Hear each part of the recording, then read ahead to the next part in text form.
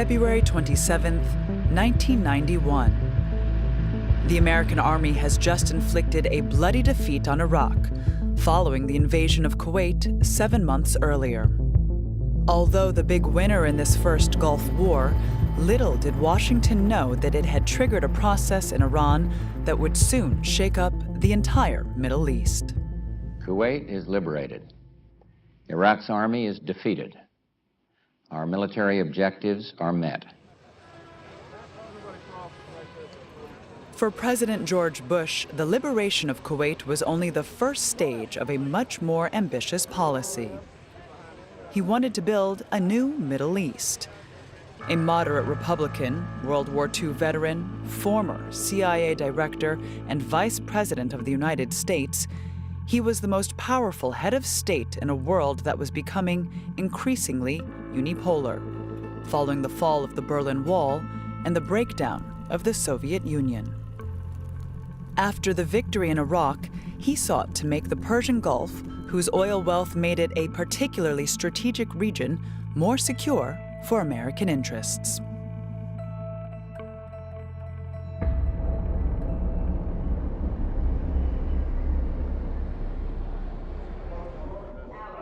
But to achieve his goal, Bush first needed to resolve the Israeli-Palestinian conflict threatening the stability of the entire Middle East. The process was launched with a peace conference in Madrid. Madrid was designed to break the taboo on direct Arab-Israeli talks. That's what it was designed to do. Now, we created a bilateral channel for negotiations between Israel and a Jordanian-Palestinian delegation, Israel and Syria, Israel and Lebanon. And we created a multilateral channel, which was to widen the Arab orbit dealing with Israel.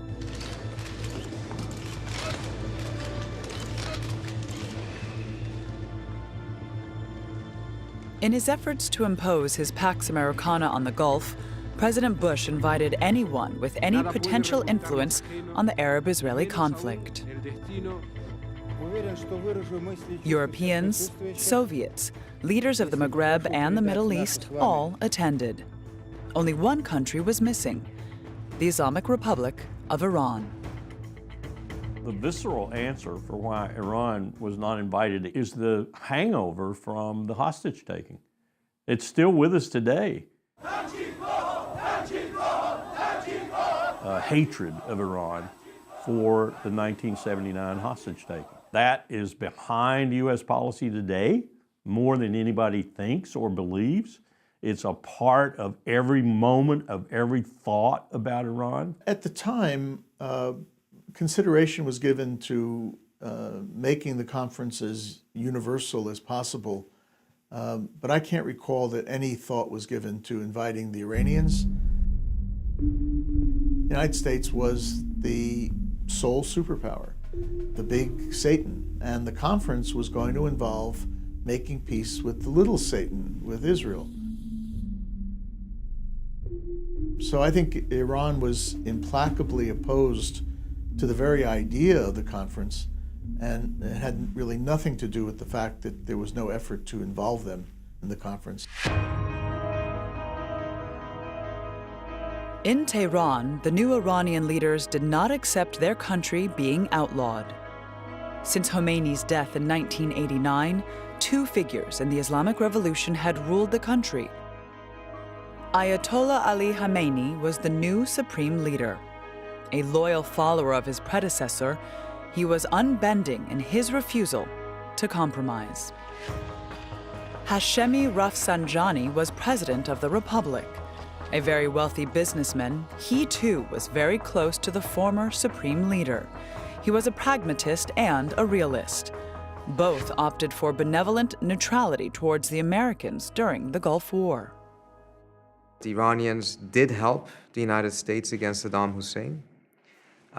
In that war, they opened up a channel of communication. They allowed the U.S. to use Iranian airspace. The Iranians did this as a way of quietly supporting the United States. And they thought that after the war, they would be rewarded for it, and the reward would just be inclusion.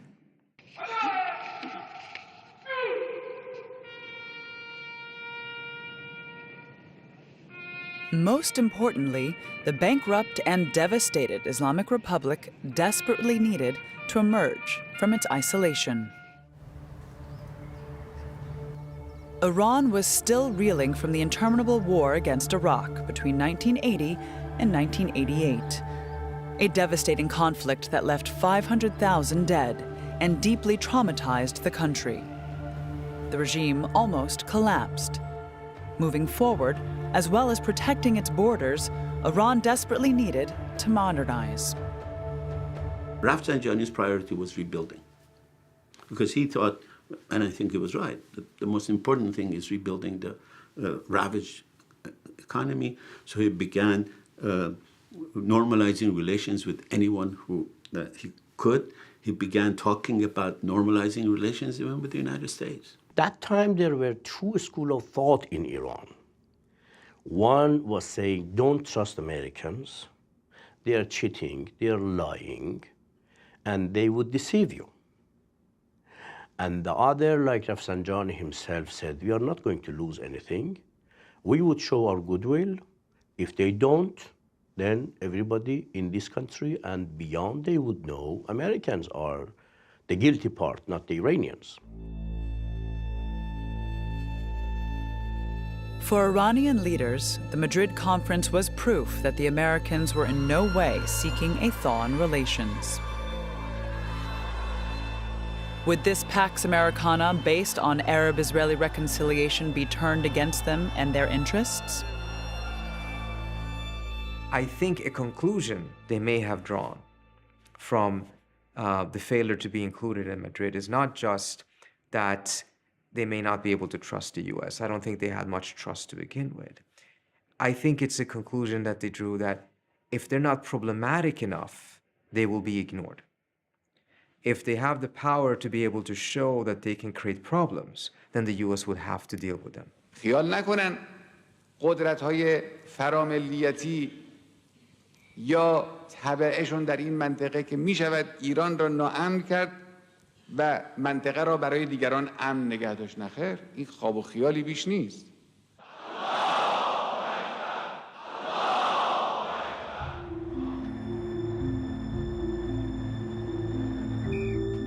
Ayatollah Khamenei decided to act.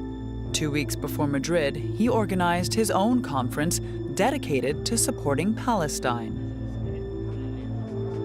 It was a conference whose philosophy and program were radically opposed to the American project. The Tehran conference is aimed at finding ways of bolstering the Palestinian armed struggle. For the Iranians and Muslim delegates who have converged here from around the world believe that Palestinians will only win their rights by fighting for them. The supreme leader managed to bring together the representatives of some 60 movements from very diverse ideological or religious backgrounds. In attendance were revolutionaries, nationalists, and Islamists. تؤكد على ضرورة دراسة نهج الإمام الخميني قدس سره ونظرته القوية والحكيمة بالنسبة لأمريكا حيث يرى فيها القوة الشيطانية التي تلعب بمصائر الشعوب. All expressed a rejection of American domination in the Middle East, rejection of the occupation of Palestine, and rejection of the State of Israel. We found that Hamas and Islamic Jihad were the organizations most inclined to maintain resistance and continue the struggle against Israel.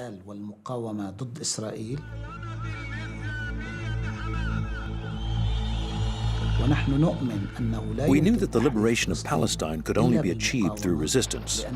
Negotiations or compromises would not lead to liberation, rather to the confiscation of a large part of Palestinian land.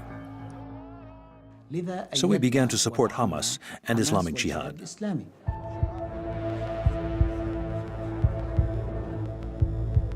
Here, behind the scenes at the conference, close links between the Lebanese Hezbollah, the Palestinian Islamist Hamas, and the Islamic Jihad began to be forged, giving rise to what Tehran would later call the axis of resistance.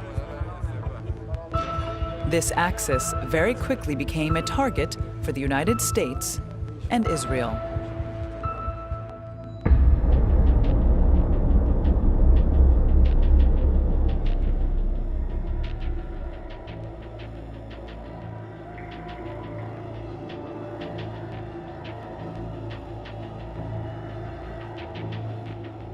The Shiite community in the southern suburbs of the Lebanese capital was in mourning.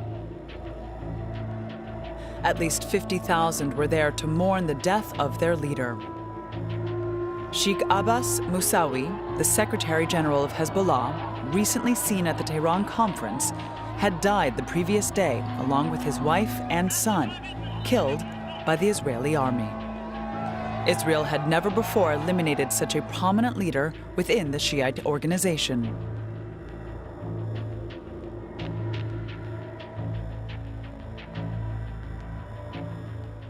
There's no question that our capacity to defend ourselves and their capacity to attack us have changed dramatically. We will be able to defend ourselves better. They will be able to hit us not as effectively because the organizing brain has been removed.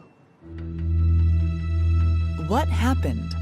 In early 1992, faced with the kidnapping of its soldiers in southern Lebanon, Israel decided to seize key members of Hezbollah to carry out a prisoner swap. Sheikh Musawi was a prime target. On February 16th, military intelligence was informed that the Shiite leader was about to drive to a village in southern Lebanon to attend a ceremony. They decided to have him followed by surveillance drones. He was on his way to the village. We had all the information. So we knew exactly how many cars he was traveling with, the distance between each car, and who was with him. On this February 16th, early in the afternoon, Musawi arrived as scheduled at the ceremony. But he had no idea that his every move was being closely monitored in real time by the Israeli services. We knew we had high-level information, which would allow us to strike at our objective, Musawi. There was no need to wait 3 or 4 months, and I said as much to the Chief of Staff. Rather than kidnapping Musawi, Yuri Sagi advocated eliminating him. Another opportunity was unlikely to arise for a long time. Now was the time to strike. A helicopter took off with orders to kill the Shiite leader as soon as he left the ceremony. Prime Minister Shamir was asleep. He slept in the afternoon, so he was out of the loop. 2 minutes beforehand, we told him we were going to kill someone. He asked, "Is he a bastard?" "Yeah, he's a little bastard." "Well, that's fine then." Shortly before 4 p.m., Musawi's Mercedes was engulfed in flames. The sheikh, his wife, and son were killed instantly. The Israeli army appeared to have gained the upper hand over Hezbollah.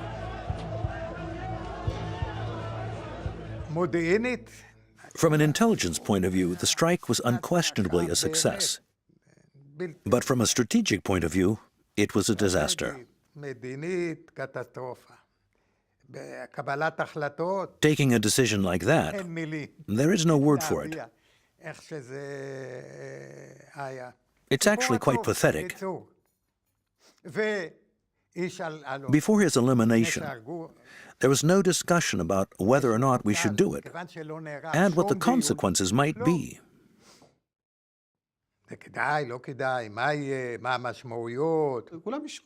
Everyone agreed, but no one considered the consequences of the action.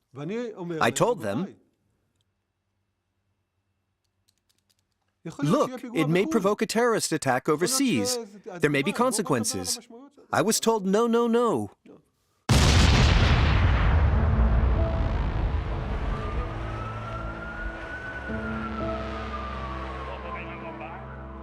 A month later, on March 17, 1992, a car bomb exploded in the front of the Israeli embassy in Argentina. 28 people were killed, with 250 injured. Islamic Jihad claimed responsibility for the attack. But in Israel, many saw it as a direct response from Hezbollah and Tehran to Musawi's assassination. אצלי זה עורר תהיות לגביי. אני לא רוצה לדבר על אחרים. האם באמת הייתה לי I can't speak for anyone else, but I had misgivings about the whole thing. Did I know what we were doing? Had I properly assessed the risk-benefit ratio?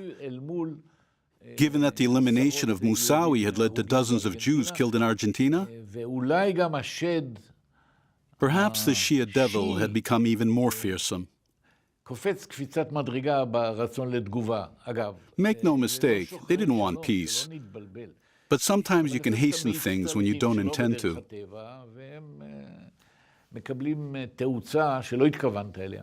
למה? כי הוא קבע משהו, הוא קבע pattern חדש. It was decisive. It initiated something new in our relationship with Hezbollah and in our relationship with Iran. לבין הפטרונים שלהם, וזה איראן. Because, in actual fact, we had directly affected Iran. Israeli intelligence then learned that the situation might get even worse. In addition to using Hezbollah, Iran also had plans to develop nuclear weapons. If Israel failed to react, it was no exaggeration to think that the country's very existence might be at stake.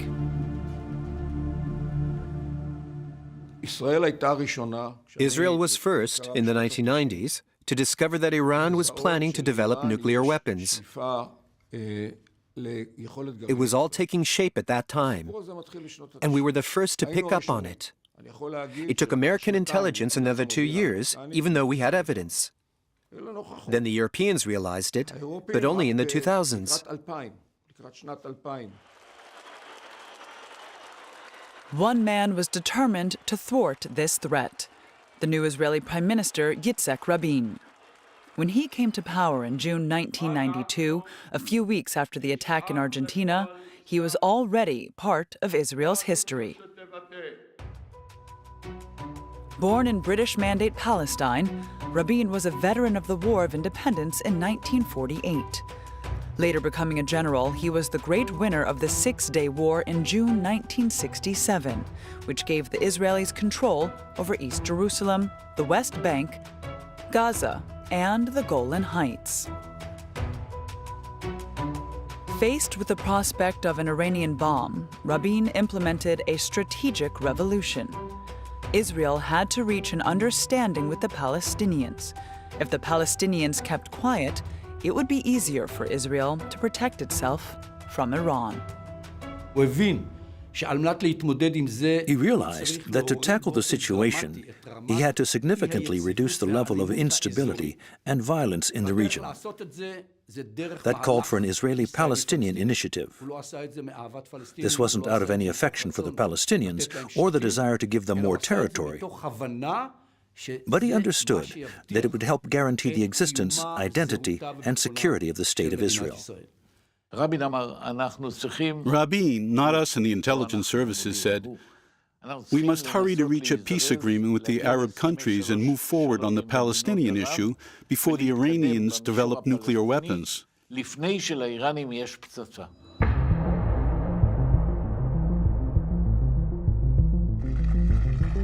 It was a historic and enduring image. After months of secret negotiations, former warlord Rabin agreed to conclude the Oslo Accords at the White House with the man he had always called a terrorist, PLO leader Yasser Arafat. For the first time since the creation of the State of Israel, a genuine peace process was beginning between the Israelis and Palestinians. The children of Abraham, the descendants of Isaac and Ishmael, have embarked together on a bold journey. Together, today, with all our hearts and all our souls, we bid them shalom, salam, peace.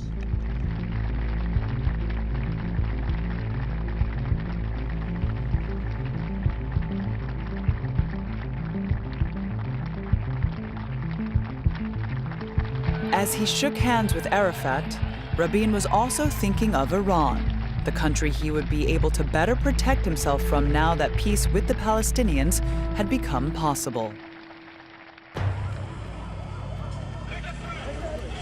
3 weeks later, however, a bus exploded near an Israeli settlement in the West Bank. Responsibility was claimed by Hamas. Then it was the turn of an Israeli settler to commit a massacre in Hebron. In Israel and the occupied territories, tragedies followed, one after the other. Extremists from every side were doing their level best to thwart the peace process. It was a godsend for Tehran. It was time to get back into the game and defeat Israel's strategy. Iran has never been in the favor of peace process, I tell you very openly, very frankly, very sincerely, because from the day one, Iran believed Israel is after cheating. And Israel is not ready to accept the rights of Palestinians. Iran was convinced from the day one, and since 100% was convinced this is a plot to kill the time and to kill the wishes and the dreams and the rights of Palestinians, Iran was not ready to accept it.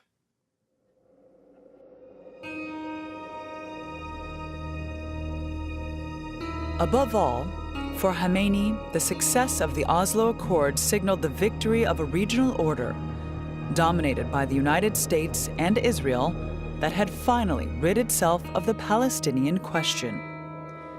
A regional order that would relegate Iran to a supporting role.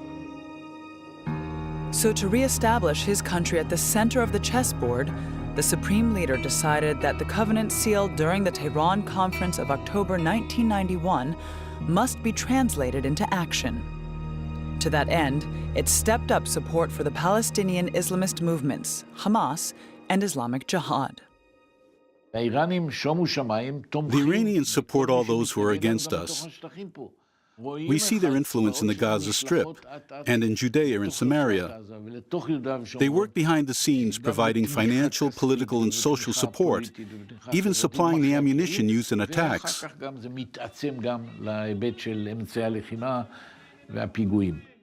We knew at critical moments in the Oslo process, the Iranians were encouraging, pushing, rewarding, incentivizing acts of bombings against the Israelis. We knew it. We had the information. We had information where they were promising Hamas and Islamic Jihad, if they would kill this many Israelis, they would get so much money. If they would kill twice as many, they would get even more money. Iran is responsible, with the other extreme Islamic groups, for the setup of international terror. And in addition, Iran tries to build military capability, conventional and non-conventional. The specter of an Iran armed with weapons of mass destruction and the missiles to deliver them haunts not only Israel, but the entire Middle East, and ultimately all the rest of us as well. The United States, and I believe all the Western nations, have an overriding interest in containing the threat posed by Iran.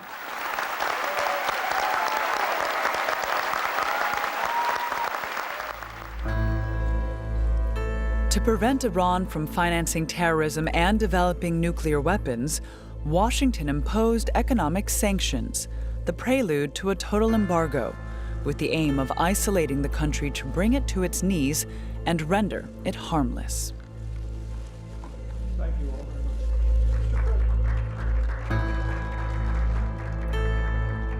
much. However, it would not be Tehran behind the tragedy that was soon to strike at the very heart of the United States. A tragedy whose symbolic and political significance would usher in a new era for the entire Middle East.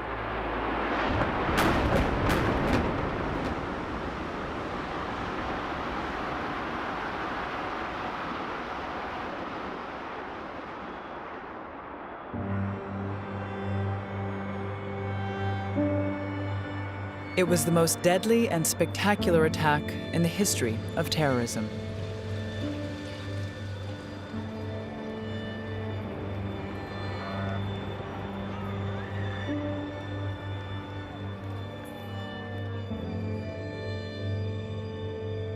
With nearly 3,000 casualties, it was dawning on an astonished United States that the real enemy may not be the Shia Islamism of Iran and Hezbollah.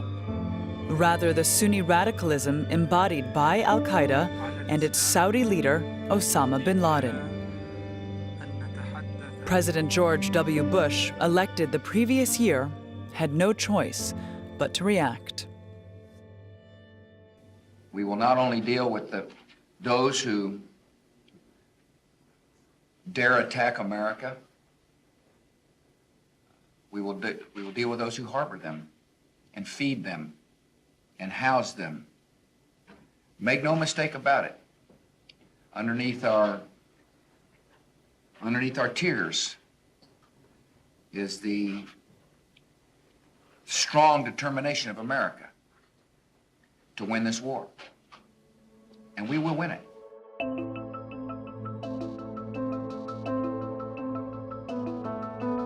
Devoid of any international experience, a fervent evangelical Christian, the president had surrounded himself with neoconservatives such as Vice President Dick Cheney and Defense Secretary Donald Rumsfeld.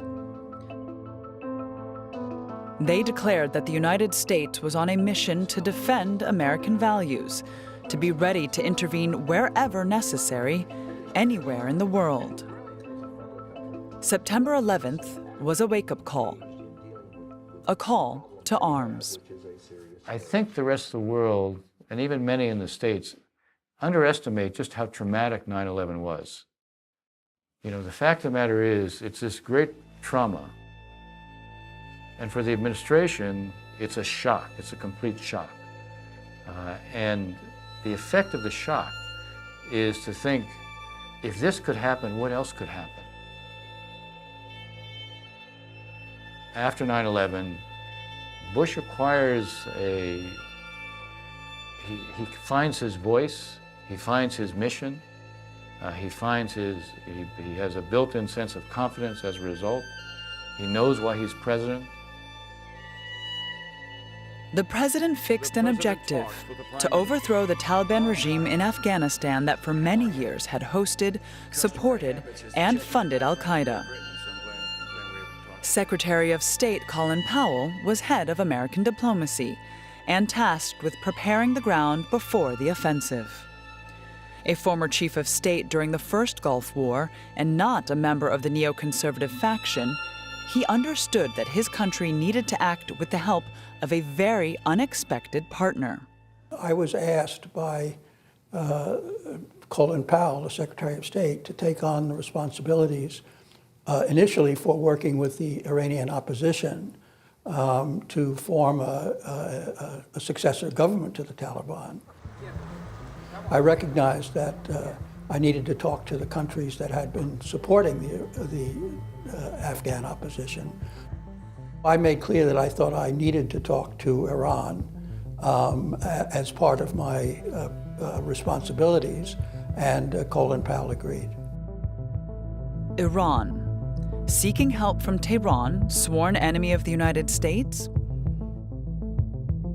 as well as sharing nearly 1,000-kilometer-long border with Afghanistan, the Islamic Republic was the ideal ally to bring down the Taliban regime. Taliban was an anti-Iranian, anti-Shia extremist group. It had victimized the Hazara, the Shia minority in Afghanistan.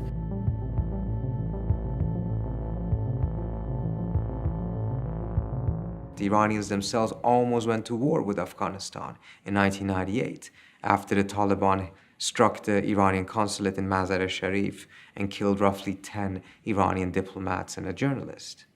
So the Iranians have deep animosity and enmity with the Taliban. There was a coincidence of interest. It wasn't that they needed anything more to cooperate. They were cooperating for the obvious reason that we had a similar set of objectives.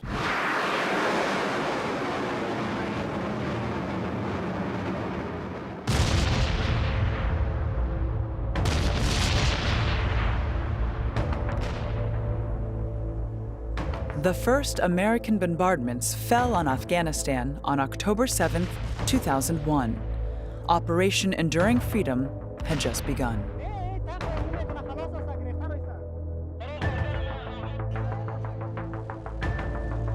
A month later, the Northern Alliance, the main coalition opposing the Taliban, took Kabul with the help of American troops, backed and assisted by Iran.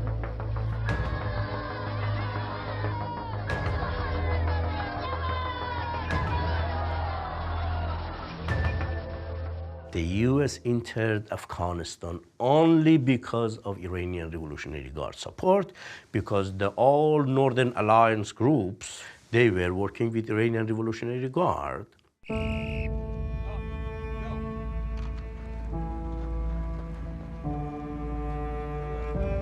But the Bush administration considered it to be of secondary importance.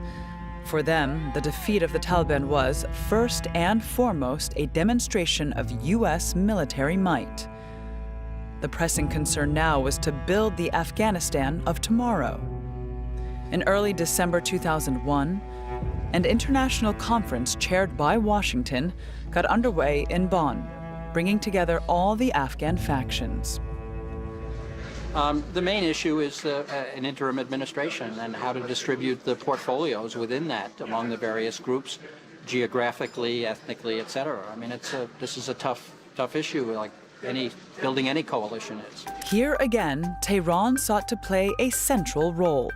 And it was Iranian delegate Mohammad Zarif who managed to obtain a compromise from the Afghan factions for the establishment of an interim government, as well as the wording of a final declaration. I was reading this document, and Zarif said that he thought it was a good document, but it had a couple of items that were missing. And he said, well, first of all, there's no mention of democracy or free elections. Don't you think we should be committing the Afghans to democratic government? And I readily agreed. Well, it makes no mention of international terrorism. Shouldn't they be committing to cooperate against international terrorism? And again, I thought that was an innocent, that was an unobjectionable addition, and I agreed. I saw that Zarif had a certain twinkle in his eye, and although these were sincere enough probably as proposals, they were also intended as a sort of an effort to tease me a bit. That it would be Iran that was proposing democracy and counterterrorism, not the United States. Iran was jubilant. 10 years on, they had avenged their ban from the Madrid Conference, proving that, given the opportunity, they could play a stabilizing role on the international scene. Proving also that they did not deserve the sanctions weighing down their economy. The Iranians told me they were interested in a broader dialogue. I said I wasn't authorized to talk about anything but Afghanistan, but that I would pass their interest along. The message went nowhere. In post-9/11 America, the advantage was firmly with the neoconservatives. That is to say, Vice President Cheney and Defense Secretary Rumsfeld, for whom the collaboration with Iran was only a tactical and thus temporary arrangement. Dick Cheney and Donald Rumsfeld took over the process. Every time Iran would be a policy agenda item on the National Security Council's list, Dick Cheney would make sure it came off.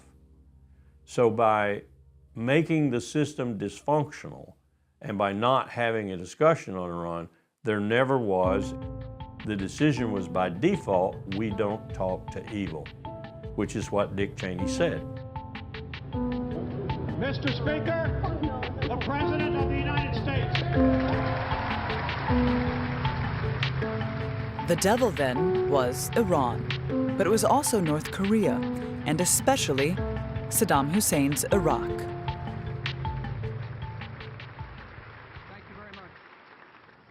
States like these and their terrorist allies constitute an axis of evil, arming to threaten the peace of the world. By seeking weapons of mass destruction, these regimes pose a grave and growing danger. The United States of America will not permit the world's most dangerous regimes to threaten us with the world's most destructive weapons.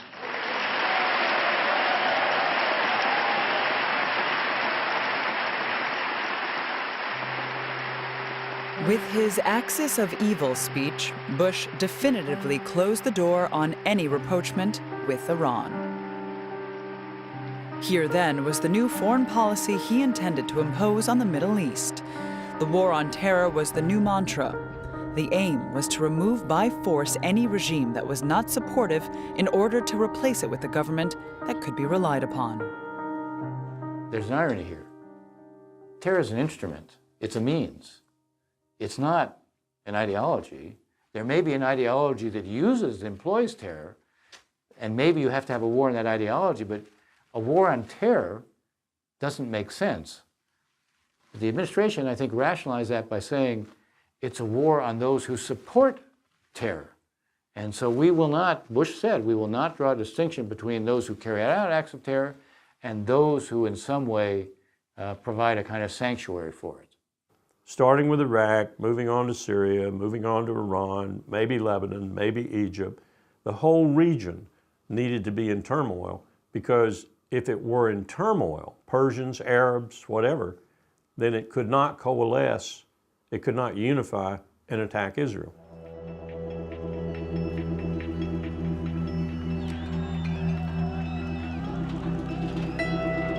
So their whole philosophy was the best security for Israel is chaos all around Israel, which is counterintuitive if you think about it hard, but that's what they wanted. I heard it briefed a number of times. They wanted chaos.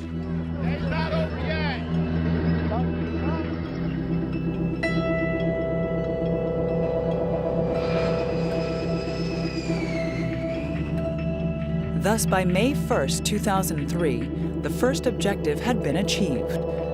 By crushing Saddam Hussein's regime, Bush Jr. put an end to the campaign initiated by his father in 1991 during the first Gulf War. He could wallow in victory among his soldiers. Nothing, it seemed, could stand in his way. Obviously, when the United States invaded Afghanistan and then invaded Iraq under false pretenses, and after lying about weapons of mass destruction in Iraq and lying about a relationship between Saddam Hussein and Al-Qaeda, the Iranians were concerned that the United States would try to destabilize Iran or invade the country. So ever since the invasion of Iraq, Iran has been preparing itself for some sort of American attack or invasion or some sort of conflict with the United States.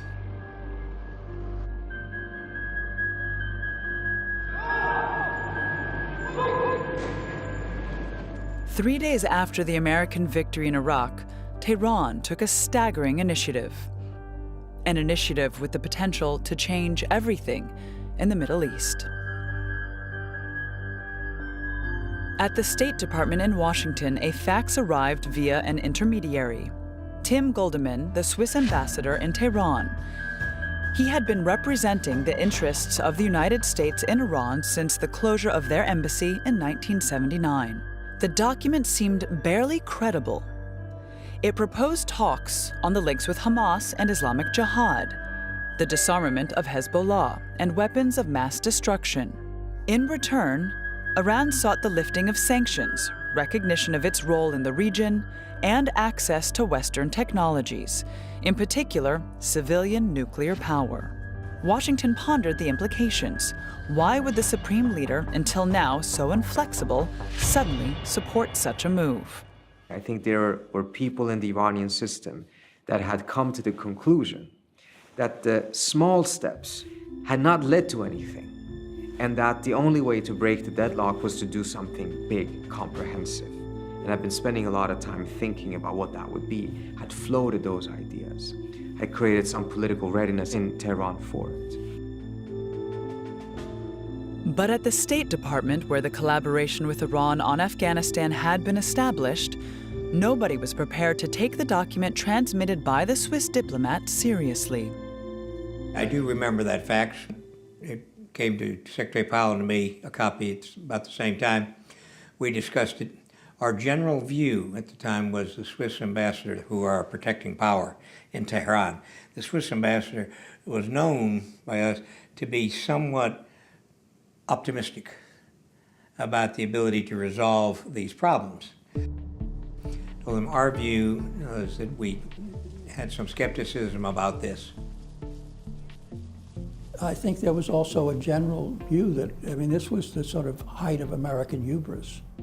We just overthrown first the Taliban and then Saddam Hussein. Now let's make a democratic Iraq, and then the Iranians will really, either collapse or make even better offers. So it was a feeling that the American leverage was increasing and that there was no hurry. U.S. policy towards Iran has always had a strong element of continuity. And the Iranians in the past have seen or had seen that every time they came to the assistance of the United States, the response by the United States was a slap in the face. So while the impact in Iran or the response in Iran was mixed, some were shocked, some were not so shocked, some were not surprised, but ultimately what it did bring about was a consensus in Iran that the United States is very hypocritical and insincere in its dealings with Iran.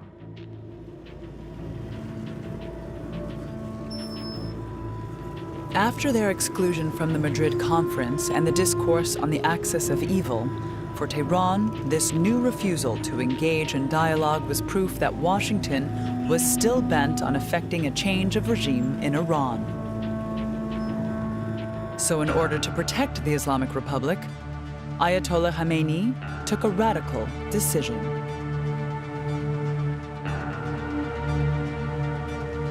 He decided to intensify and press ahead with the uranium enrichment program, and in doing so, acquire nuclear weapons as soon as possible.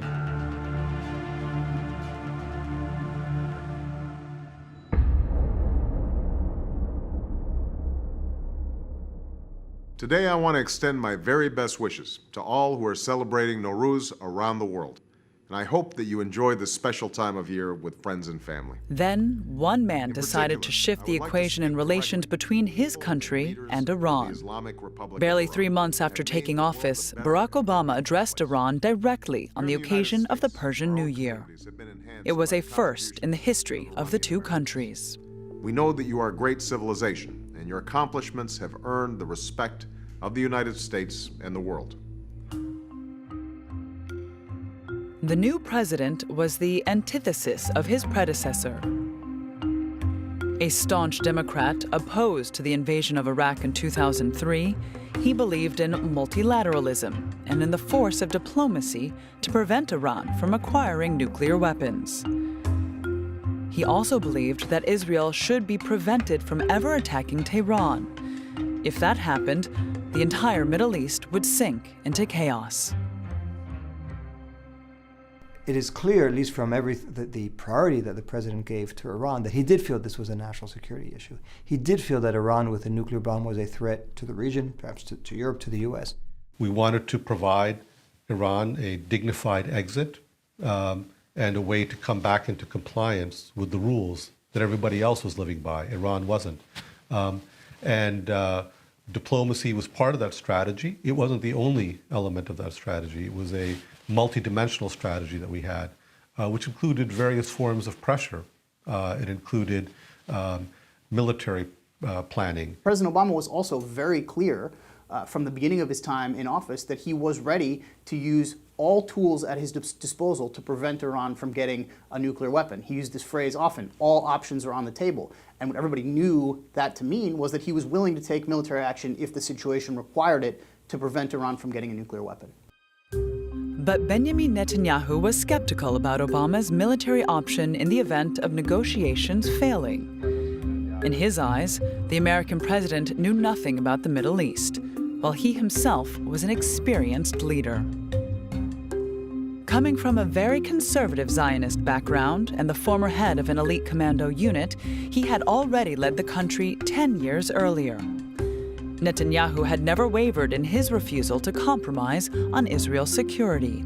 He declared himself ready to destroy Iran's uranium enrichment facilities without Washington's consent. Israel was quite prepared to act without American backing.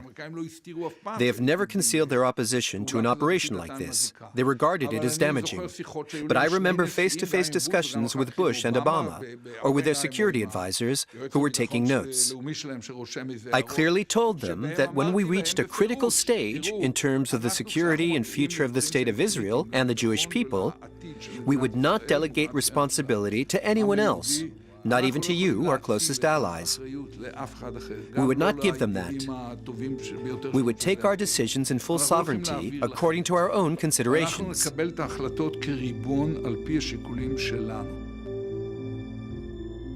Netanyahu and Ehud Barak, then, military intervention was the only sure way to prevent Iran from acquiring the bomb.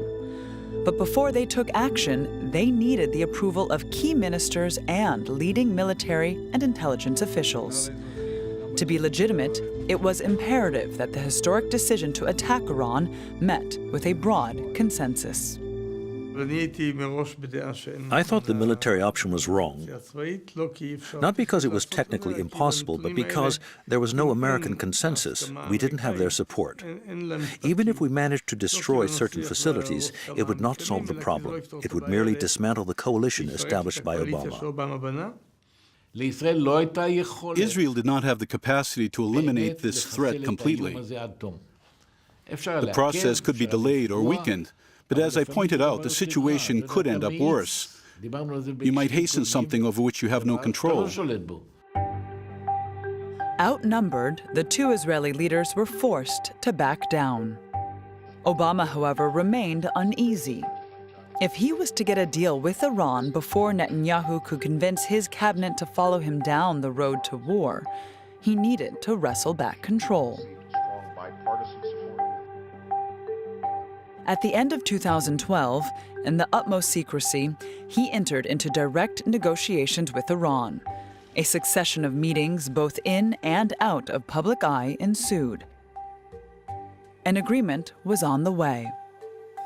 Thus, on March 3, 2015, Netanyahu made one final attempt to derail the process. He went to Washington to address Congress, where he launched into a veritable tirade against the policies of his most loyal ally. It was unprecedented in the history of relations between the two countries. Ladies and gentlemen, I've come here today to tell you we don't have to bet the security of the world on the hope that Iran will change for the better. We don't have to gamble with our future and with our children's future. So this deal won't change Iran for the better. It will only change the Middle East for the worse.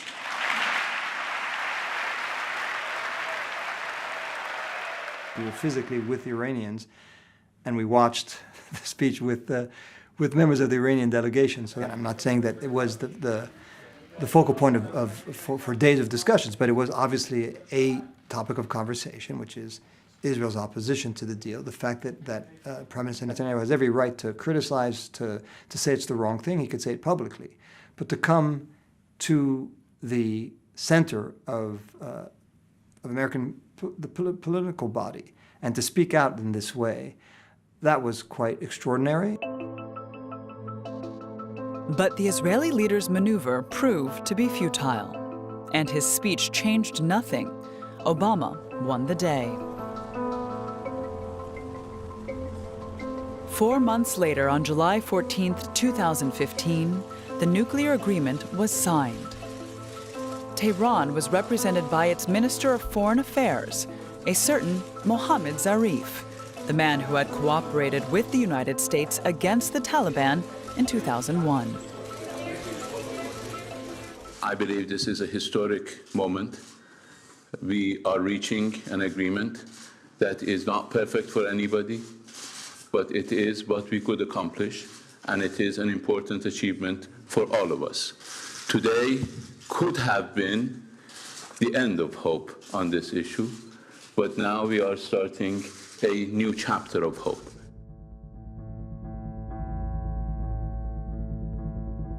Iran pledged to limit its uranium enrichment program to the production of civilian energy and abandon its quest for nuclear weapons. In return, it would obtain the gradual lifting of the sanctions that were stifling its economy.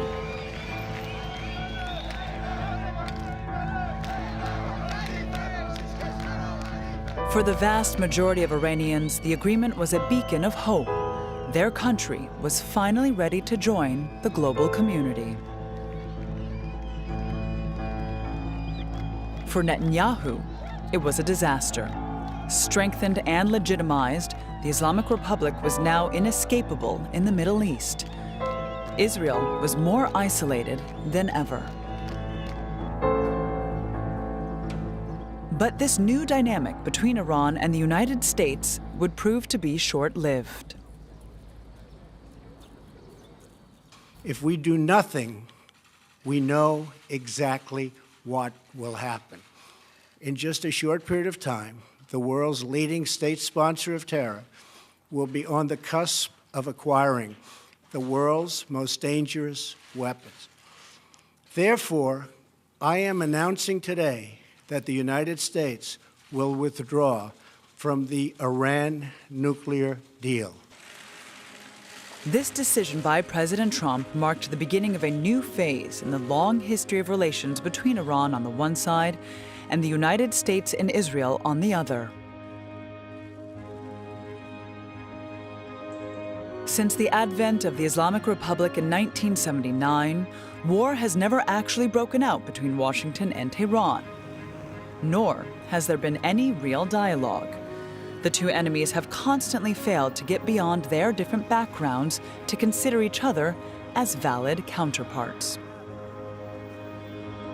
For its part, Israel perceives Iran as an increasingly radical and deadly threat. Until the Shia theocracy recognizes the legitimacy of the Jewish state, nothing will be possible.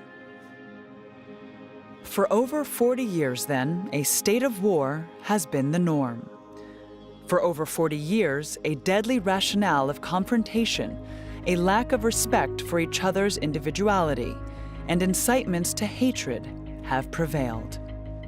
As if failed relationships should be the rule, as if an endless series of obstacles must be conjured up to forever keep dialogue and peace at bay.